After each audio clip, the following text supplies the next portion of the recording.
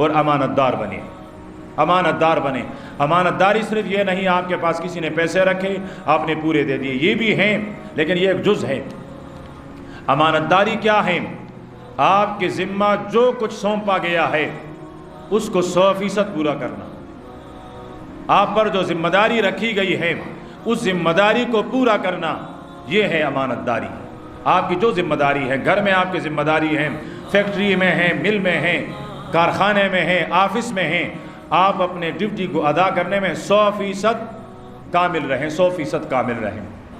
حال ہی میں ہمارے ایک بزرگ عالم دارالعلوم کراچی کے استاد ہیں مولانا محمود اشرف صاحب، حال ہی میں ان کا انتقال ہوا ہے۔ ان کے بارے میں کسی بتانے والے نے بتایا کہ ایک آدمی نے ان کو فون کیا، یہ مفتی شفیع رحمۃ اللہ علیہ کے صاحبزادے ہیں اور مفتی تقی عثمانی اور مفتی رفیع عثمانی صاحب کے بھائی ہیں۔ ان کو کسی نے فون کیا، مسئلہ پوچھا، اور اس کے بعد اس نے کہا کہ جی میں آپ کو آپ کے والد مفتی شفیع صاحب کا کوئی واقعہ سنانا چاہتا ہوں۔ تو محمود اشرف صاحب رحمۃ اللہ علیہ کا جواب تھا کہ اس وقت میں دارالعلوم کے آفس میں دفتر میں بیٹھا ان کا ملازم اور نوکر ہوں، آپ مجھے رات کو فون کریں جب میں اپنے گھر میں ہوں گا تب مجھے اپنے والد کا واقعہ سنائیں۔